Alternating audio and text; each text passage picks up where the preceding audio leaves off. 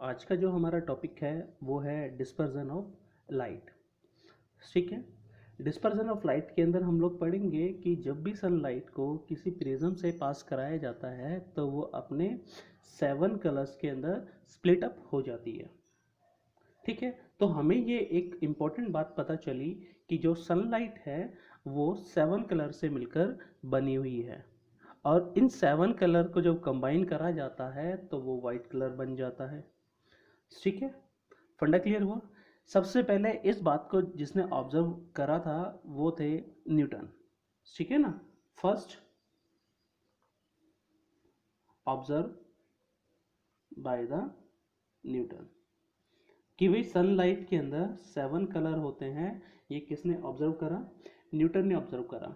Newton ने कैसे observe करा कि वो अपने लैब के अंदर बैठे कोई एक्सपेरिमेंट कर रहे थे और लेंस से सन रेज पास कर रहे थे। तो उन्होंने देखा कि उनकी स्क्रीन के ऊपर अलग अलग कलर का इमेजेस बन रहा है। उनको लगा कि मैंने कोई फॉल्टी लेंस ले लिया है जिसकी वजह से ऐसा हो रहा है। उन्होंने जब लेंस बदला तब भी वो एक्सपेरिमेंट सेम आ रहा था कि स्क्रीन के ऊपर फिर अलग अलग कलर का इमेजेस बन रहा था। तो उन्हें रियलाइज़ हुआ कि नेचर के अंदर कुछ ऐसा है कि भाई जिसकी वजह से वहाँ पर लाइट अलग अलग कलर की मिल रही है।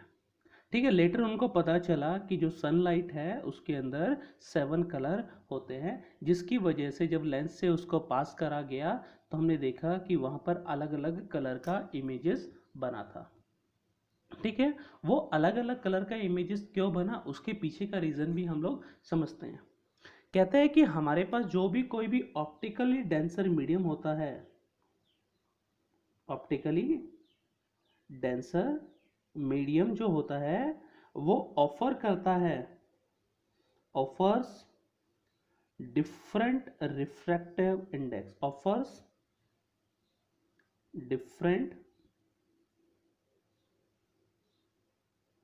Refractive index for different colour. Different colour के लिए वो डिफरेंट रिफ्रैक्टिव इंडेक्स ऑफर करता है। क्लियर है बच्चों? ये बात आपको समझ में आई कि हर कलर के लिए हमारे पास क्या होगा? अलग अलग रिफ्रैक्टिव इंडेक्स होगा। ठीक है। ये बात किसने बताई? एक कॉची नाम के साइंटिस्ट था। ठीक है। उन्होंने बताई कि जो हमारा रिफ्रैक्टिव इंडेक्स होता है वो इन्वर्सली प्रोपोर्शनल होता है वेवलेंथ ऑफ लाइट के। ठीक है ना। उन्होंने बताया है कि अगर वेवलेंथ ज़्यादा है तो रिफ्रैक्टिव इंडेक्स कम होगा, अगर वेवलेंथ कम है तो वहाँ पर रिफ्रैक्टिव इंडेक्स प्यारे बच्चों ज़्यादा होगा। ठीक है ना। एग्जैक्ट रिलेशन कुछ ऐसा था कि mu is equal to a plus में b by lambda square plus में सी बाय लेमडा की पावर 4 और ये आगे की तरफ ऐसे बढ़ता हुआ जा रहा है। ठीक है ना। तो हम लोगों ने बहुत डेप्थ में नहीं जाना, जस्ट हम लोगों ने ये देखना है कि ये रिफ्रैक्टिव इंडेक्स है और ये वेवलेंथ है, दोनों में रिलेशन कैसा है? इनवर्स रिलेशन है। जस्ट हम लोगों ने उसी का यूज़ करा। ठीक है ना। अब वेवलेंथ किसकी ज़्यादा होती है? रेड कलर की ज़्यादा होती है कि red colour having higher wavelength than violet colour. ठीक है। वॉयलेट कलर के कंपैरिजन में हाइयर वेवलेंथ होती है। ठीक है ना। मैं यहाँ एक पैटर्न बनाता हूँ, आप लोग उससे समझने की कोशिश कीजिएगा।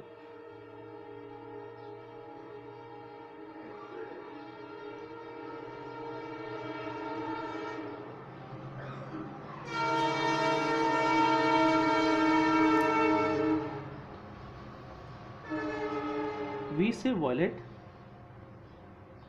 आई से इंडिगो, बी से ब्लू, जी से ग्रीन, वाई से येलो, ओ से ऑरेंज और आर से रेड। ठीक है ना।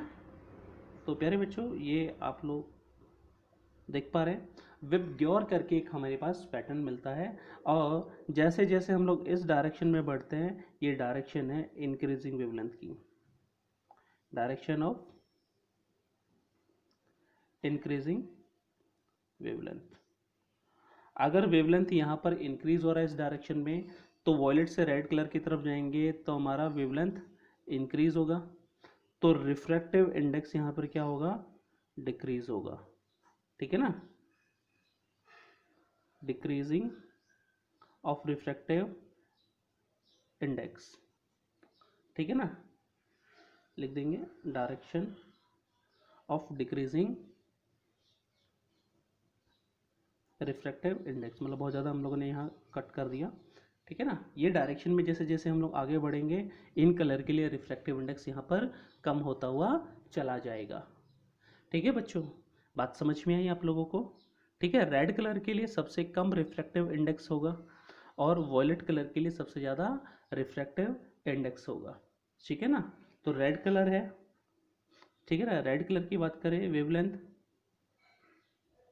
देखो ज़्यादा है, रिफ्रैक्टिव इंडेक्स कम होगा, रिफ्रैक्टिव इंडेक्स कम होगा तो डेविएशन भी क्या होगा, कम होगा। अगर वॉयलेट कलर है, वेवलेंथ प्यारे बच्चों कम है, तो रिफ्रैक्टिव इंडेक्स ज़्यादा होगा, तो डेविएशन भी ज़्यादा होगा। यानी कि इससे पहले तक हम लोगों ने रिफ्रैक्शन में सिर्फ यही पढ़ा था कि किसी भी मीडियम का रिफ्रैक्टिव इंडेक्स कांस्टेंट होता है, लेकिन ऐसा नहीं है। वो रिफ्रैक्टिव इंडेक्स कलर डिपेंडेंट होता है कि जैसे ही कलर चेंज हुआ उसके लिए वो रिफ्रैक्टिव इंडेक्स भी बदल गया। ठीक है ना, रिफ्रैक्टिव इंडेक्स बदल गया तो वहाँ पर जब लाइट एक मीडियम से दूसरे मीडियम में जाएगी तो अपने पाथ से डेविएट होगी, तो उसका डेविएशन भी बदलेगा। अगर रिफ्रैक्टिव इंडेक्स प्यारे बच्चों कम है तो डेविएशन भी कम होगा। डेविएशन का मतलब कि यहाँ पर ऐसे देखो कि लाइट आ रही थी तो ऐसे बेंड हो गई। ठीक है ना, ये जो बेंडिंग वाला फिनोमिना है ये ज़्यादा होगा, ये कम होगा। ये क्या बता रहा है, डेविएशन बता रहा है। अगर ये रिफ्रैक्टिव इंडेक्स कम है तो डेविएशन ऐसे जो ओरिजिनल पाथ था और ये न्यू पाथ है। ठीक है ना, तो ये ओरिजिनल पाथ और न्यू पाथ में जो डिफरेंस हमें मिल रहा है उसी को हम लोगों ने क्या बोला, डेविएशन बोला। तो ये डेविएशन हमें कम मिलेगा अगर रिफ्रैक्टिव इंडेक्स कम है, डेविएशन ज़्यादा मिलेगा अगर रिफ्रैक्टिव इंडेक्स ज़्यादा है। ठीक है प्यारे बच्चों, बात आप लोगों को समझ में आई? ठीक है, कि रेड कलर के लिए डेविएशन कम होता है, वॉयलेट कलर के लिए डेविएशन सबसे ज़्यादा होता है। यानी कि यहाँ पे डेविएशन ज़्यादा कम कम कम होते होते सबसे कम किसके लिए होगा, हमारे रेड कलर के लिए होगा। ठीक है, फंडा क्लियर हुआ, बात समझ में आई? तो यहाँ पर होगा क्या कि जब लाइट, एक सन लाइट किसी प्रिज्म से पास हुई, तो प्रिज्म से पास होने पर हम देखेंगे कि वो हर कलर का डेविएशन अलग अलग होगा। यानी कि जैसे प्रिज्म के अंदर एंटर करेगी वाइट लाइट, वो 7 कलर के अंदर स्प्लिट अप हो जाएगी। ठीक है, तो यहाँ हम लोग प्रिज्म बनाते हैं और समझते हैं।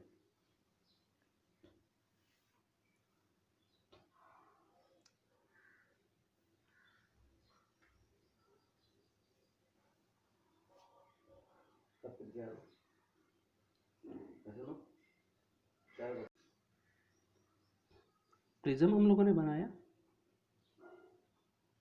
ठीक है, और मान के चलते हैं कि यहाँ से एक रे आ रही है जो चलकर आ रही है सन से, तो इसको बोला हम लोगों ने सनलाइट, या हम लोग बोल देते हैं वाइट लाइट।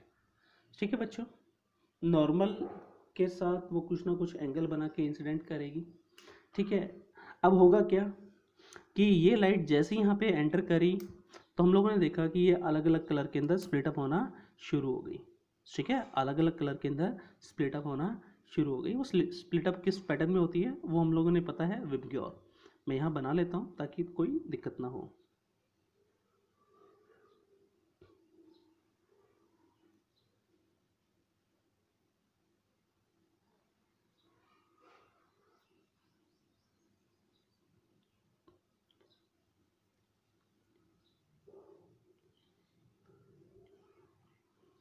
ठीक है बच्चों, ठीक है, मैं यहाँ पहले से लिख रहा हूँ कि ये हमारा,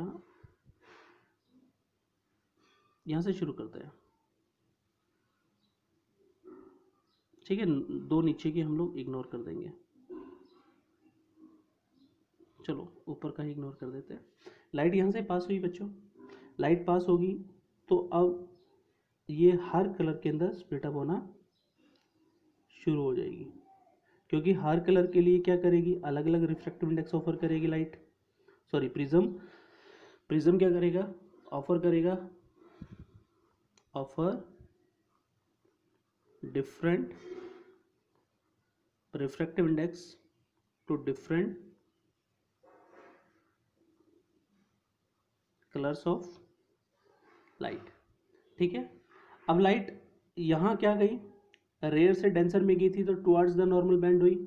अब क्या होगा कि जब वो डेंसर से रेयर में जाएगी तो away from the normal band होगी, ठीक है ना। तो अब यहाँ पर होगा क्या कि लाइट हमारी ऐसे बैंड होगी,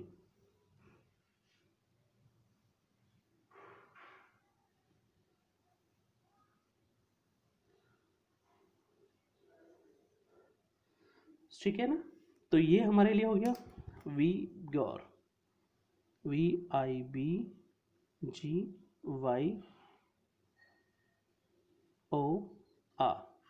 ठीक है ना। V for violet, I for indigo, B for blue, G for green, Y for yellow, O for orange और एंड लास्ट में हमारा रेड। तो हमें एक रेगुलर पैटर्न नजर आएगा जिसमें रेड कलर सबसे ऊपर होगा और वॉयलेट कलर सबसे नीचे होगा, ठीक है ना। फंडा क्लियर हुआ।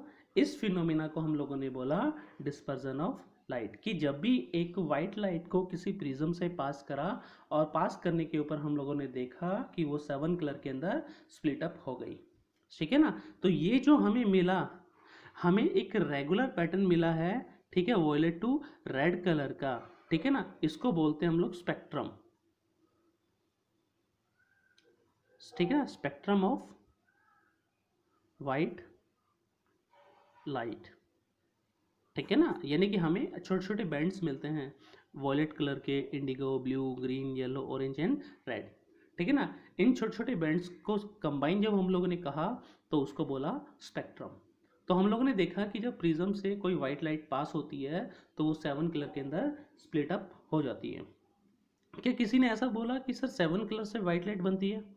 हाँ बिल्कुल ऐसा है कि अगर आप लोगों ने दो प्रिज्म का अरेंजमेंट करा और दोनों प्रिज्म कुछ इस तरह से रखे, जैसे मैं आपको फिगर में दिखा रहा हूँ, एक प्रिज्म अगर सीधा रखा है और दूसरा प्रिज्म बिल्कुल इसके इन्वर्टेड रखा है, ठीक है, और पैरेलल भी होना चाहिए दोनों सरफेसेस, तो हम लोग देखेंगे कि अगर यहाँ से लाइट हम लोगों ने पास करा प्यारे बच्चों, तो ये हमारा सनलाइट है। ये सनलाइट जैसे जाएगा ये 7 कलर के अंदर स्प्लिट अप होगा, ऊपर रेड होगा, नीचे वायलेट होगा, ठीक है ना। अब ये रेड वाला कलर था, नीचे वाला वॉयलेट वाला कलर था, ये दूसरे प्रिज्म से जाएगा, ठीक है। यहाँ पर फिर क्या होगा, रिफ्रैक्ट होगा, रिफ्रैक्ट कुछ इस तरह से होगा, ऊपर रेड होगा, नीचे वॉयलेट होगा, ठीक है। जब ये यहाँ से बाहर निकलेगा तो ये अगेन कैसी लाइट होगी, वाइट लाइट होगी, ठीक है बच्चों।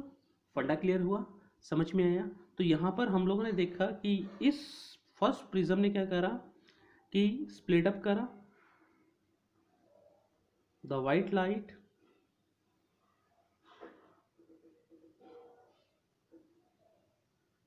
इनटू 7 कलर, और इस प्रिज्म ने क्या करा, रिकम्बाइन करा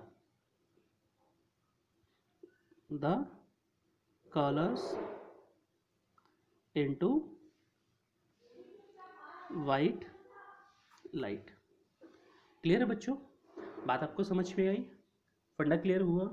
देखो अगर हमने डिस्पर्जन ऑफ लाइट समझ में आया तो हमें समझ में आएगा कि फॉर्मेशन ऑफ रेनबो, कि हमारा रेनबो बनता कैसे है, ठीक है बच्चों।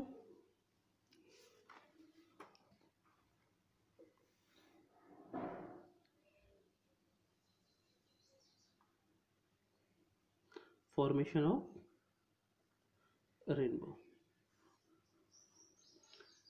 ठीक है। रेनबो सभी ने देखा है, जिसमें हम लोगों को क्या नज़र आते हैं कि एक रेगुलर पैटर्न नज़र आता है, ऊपर रेड कलर होता है, नीचे ऑरेंज, फिर येलो, ग्रीन, वायलेट, ब्लू, ऐसे चलता हुआ चला जाता है। ठीक है, वही क्या है, डिस्पर्जन ऑफ लाइट का फिनोमिना है। ठीक है, फॉर्मेशन ऑफ रेनबो के अंदर हमें दो चीज़ें पता होनी चाहिए। एक पहला फिनोमिना टोटल इंटरनल रिफ्लेक्शन,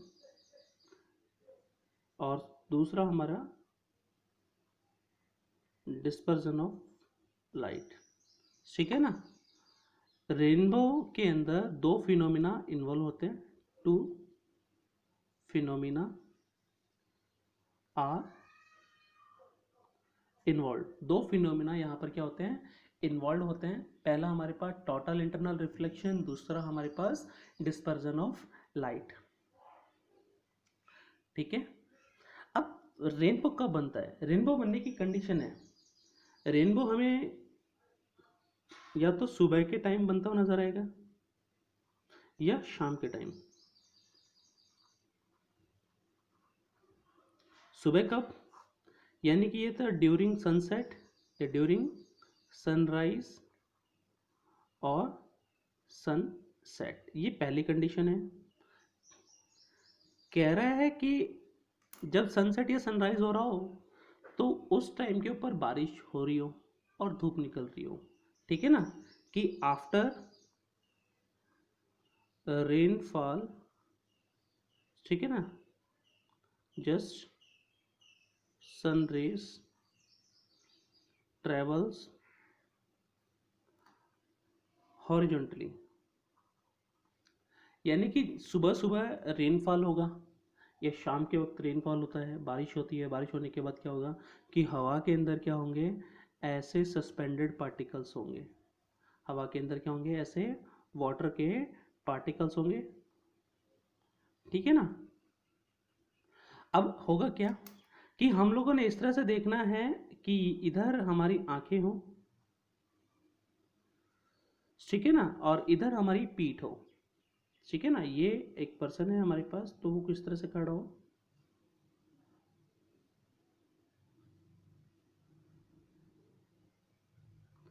ठीक है भाई। तो सन रेज यहां से आनी चाहिए ऐसे,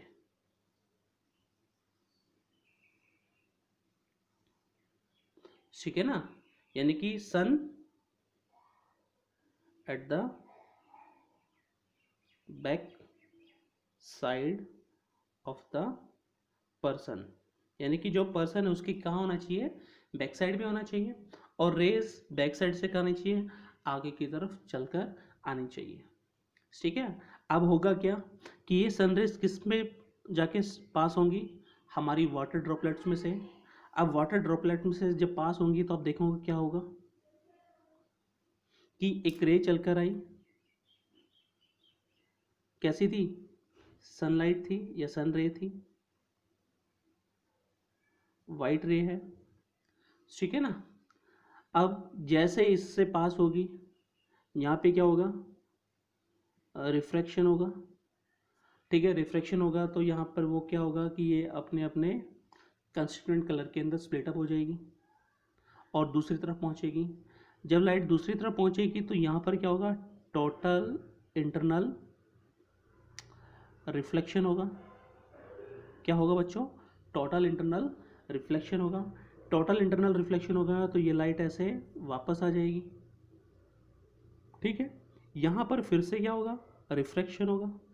यहाँ पर क्या होगा बच्चों, वापस से रिफ्रैक्शन होगा, क्योंकि लाइट अब इधर आ रही है। रिफ्रैक्शन होगा तो ये लाइट हमारे पास ऐसे पहुंचेगी। ठीक है ना।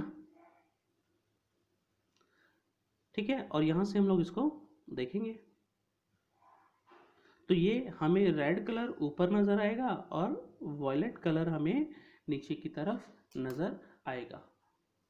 क्लियर है, बात आप लोगों को समझ में आई। ठीक है, तो यहाँ पर फॉर्मेशन ऑफ रेनबो के लिए दो फिनोमिना चाहिए। पहला डिस्पर्जन ऑफ लाइट यानी कि रिफ्रैक्शन। यहाँ पर हो क्या रहा है कि रिफ्रैक्शन के अंदर या हम कहें डिस्पर्जन, ठीक है, तो क्या करेगा, इन 7 कलर को स्प्लिट अप कर देगा। जब वो दूसरी सरफेस पे पहुंचेंगे तो यहाँ पर जो भी एंगल ऑफ इंसिडेंस होगा लाइट का वो हमेशा ग्रेटर होगा क्रिटिकल एंगल से, तो लाइट हमारी यहाँ पर टोटल इंटरनल रिफ्लेक्ट हो गई। ठीक है, टोटल इंटरनल रिफ्लेक्ट हो गई प्यारे बच्चों। तो अब वो वापस आएगी, अब दूसरी तरफ वापस घूम के आई, तो हम लोगों ने देखा कि अब यहाँ पर फिर से रिफ्लेक्शन होगा। रिफ्लेक्शन होगा तो ये लाइट हमारी आंखों तक पहुंचेगी, हमारी आंखों तक पहुंचेगी तो ऊपर की तरफ रेड कलर होगा, नीचे की तरफ वॉयलेट कलर होगा। ठीक है, और बीच में बाकी के सारे कलर होंगे, तो हमें एक रेगुलर पैटर्न नजर आएगा। ठीक है ना, तो इस पैटर्न को हम लोगों ने बोला रेनबो। ठीक है, बात क्लियर हुई, समझ में आया। लेकिन रेनबो बनने के लिए कंडीशन है, या तो वो सुबह बनेगा या शाम को बनेगा।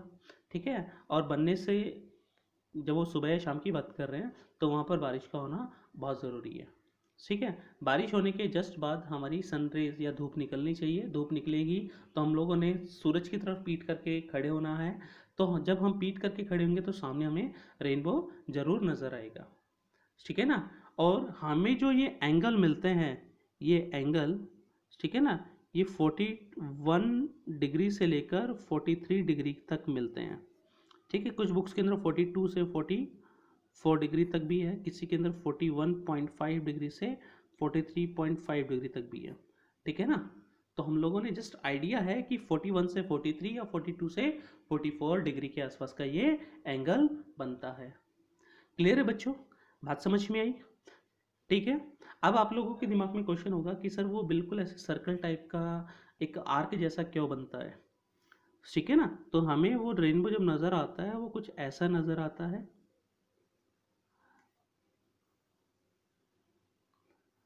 जिसमें ऊपर हमारा सबसे रेड कलर होगा, फिर ऑरेंज, येलो, और नीचे ऐसे चलता हुआ चला जाता है और हम यहाँ से देख रहे हैं। तो ये हमारे मान के चलते कि हमारी एक्सिस है। ठीक है ना, ये एक्सिस होगी। ठीक है, एक्सिस के साथ हमारा कितना एंगल बनना चाहिए, 41 से लेकर 43 डिग्री के बीच में एंगल बनना चाहिए। 41 से लेकर 43 डिग्री के बीच में हमारा एंगल बनना चाहिए। ठीक है, तो यहाँ पर भी देखेंगे ये एंगल एक्सिस के साथ, यानी कि ऐसे रे है। ठीक है ना, और ये एंगल बच्चों देखो, आप मेरी उंगली को देख पा रहे हो कि ये जो एंगल है, ठीक है ना, ये जिसके साथ ऐसे एंगल बनता हो, देखो मैं उंगली घुमा रहा हूँ ना, तो ये तो ऐसी एज इट अपनी जगह पे है। तो ये जहाँ जहाँ एंगल बनेगा, यानी कि वहाँ वहाँ से हमारे पास रेस आती जाएंगी। तो जब इसको हम लोग देखेंगे ना पैटर्न को, तो बिल्कुल हमें एज ए आर्क की तरह नज़र आएगा। ठीक है भाई, समझ में आया रेनबो का फॉर्मेशन कैसे होता है और उसके लिए क्या कंडीशन ज़रूरी है। ठीक है, ठीक है, आगे बढ़ते हैं, इससे जुड़े कुछ न्यूमेरिकल करते हैं जो कभी ना कभी किसी न किसी एग्जाम के अंदर ज़रूर आए हुए हैं। ठीक है ना, देखो फर्स्ट क्वेश्चन है हमारा डिस्पर्जन ऑफ लाइट के ऊपर। कह रहा है कि डेविएशन है, हम लोगों ने जब प्रोड्यूस करा बाय प्रिज्म इज, डेविएशन मतलब कि जब लाइट हमारी कौन सी सनलाइट पास होती है तो हम लोग देखते हैं कि नीचे की तरफ हमारे पास रेड वॉयलेट कलर होता है और ऊपर की तरफ हमारे पास रेड कलर होता है, और सब अलग अलग एंगल के ऊपर डेविएट होते हैं। ठीक है ना, हर एक का डेविएशन क्या होता है, अलग अलग होता है। तो कह रहे हैं कि same for all wavelength, deviation सभी के लिए सेम होता है, नहीं भाई, अलग अलग कलर के लिए अलग अलग डेविएशन है। Greatest for red colour, least for violet colour, नहीं भाई, सबसे ज़्यादा डेविएशन तो वॉयलेट कलर के अंदर अंदर होता है और रेड कलर के अंदर सबसे कम, तो दूसरा ऑप्शन भी हमारे पास कम गलत हो गया। कह रहा है डेविएशन सबसे ज़्यादा वॉयलेट कलर के अंदर होगा, सबसे कम हमारा रेड कलर के अंदर होगा, ये हमारा ऑप्शन करेक्ट हो गया, नन ऑफ दिस नहीं है। ठीक है, तो ऑप्शन हमारा सी यहाँ पर करेक्ट हो गया। ठीक है ना, कि rainbow is seen due to the interference of light, नहीं भाई। स्कैटरिंग ऑफ लाइट, नहीं, अभी तक हमने कोई डिस्कस नहीं करा। डिस्पर्जन ऑफ लाइट, बिल्कुल सही है। रिफ्लेक्शन ऑफ लाइट, नहीं। अगर टोटल इंटरनल लिखा होता या इंटरनल रिफ्लेक्शन लिखा होता तब हम लोग दोनों ऑप्शन करेक्ट कर सकते थे, लेकिन केवल रिफ्लेक्शन लिखा है तो ये ऑप्शन भी गलत है, स्कैटरिंग भी गलत है, इंटरफेरेंस भी नहीं है, डिस्पर्जन ऑफ लाइट ये हमारा आंसर बन गया। क्लियर है बच्चों, बात आप लोगों को समझ में आई। कह रहे इन 3 फिगर दे रखे हैं, which of the following diagram shows the correctly dispersion of white light by the prism, कि वाइट लाइट हम लोगों ने पास करी और हम लोगों को यहाँ पर डिस्पर्जन देखने को मिलेगा। ठीक है, तो पहले फिगर के अंदर हमें नजर आ रहा है कि लाइट बिल्कुल सीधी पास हुई, फिर यहाँ पर ऊपर है, नीचे, और वायलेट कहीं और से निकल के आ रहा है, तो पहला फिगर गलत हो गया। ठीक है, दूसरे फिगर के अंदर हमें देख रहे हैं कि ये सनलाइट हो गई, स्प्लिट अप हो गई, एक ऊपर कलर है एक नीचे है, लेकिन ध्यान दे रहे हैं कि ऊपर वॉयलेट कलर है नीचे रेड कलर है, तो ये वाला ऑप्शन भी हमारे लिए गलत हो गया। ठीक है ना, प्रिज्म यहाँ पर उल्टा है, ध्यान देना है, ये हमारी सनलाइट है। ठीक है, ठीक है, जब भी डेविएशन होगा वो हमेशा लाइट किधर बेंड होगी, towards the base of the prism. आप लोग देखेंगे कि जब हम लोग यहाँ पर बात करते हैं कि जो लाइट हमारे पास जो डेविएट हो रही है, ये लाइट सारी की सारी जो डेविएट हो रही है, ठीक है ना, and bends towards the base of the prism, यानी कि जो प्रिज्म का बेस है उसकी तरफ ही बेंड होगी। ठीक है ना, इस चीज का आप लोगों ने ध्यान में रखना है। तो अगर हम अपना क्वेश्चन देखते हैं तो यहाँ पर क्या हो रहा है कि ये सनलाइट थी किधर बेंड हो रही है, बेस ऑफ द प्रिज्म की तरफ हो रही है। ठीक है, प्रिज्म के बेस की तरफ नीचे की तरफ कौन सा कलर मिल रहा है, वॉयलेट कलर, बेस की तरफ सबसे नीचे की तरफ, और ऊपर की तरफ रेड। तो यहाँ पर बेस की तरफ कौन सा कलर है, वॉयलेट, और ऊपर की तरफ रेड है। ठीक है, तो ये ऑप्शन हमारे पास करेक्ट हो गया। ठीक है भाई, फंडा क्लियर हुआ, समझ में आया आप लोगों को। ठीक है, नेक्स्ट क्वेश्चन पूछता है कि जो dispersion of light is due to wavelength, intensity of light, density of medium, none of this. भाई वेवलेंथ की वजह से होता है क्योंकि हर कलर का वेवलेंथ अलग अलग होता है, each colour having different wavelength.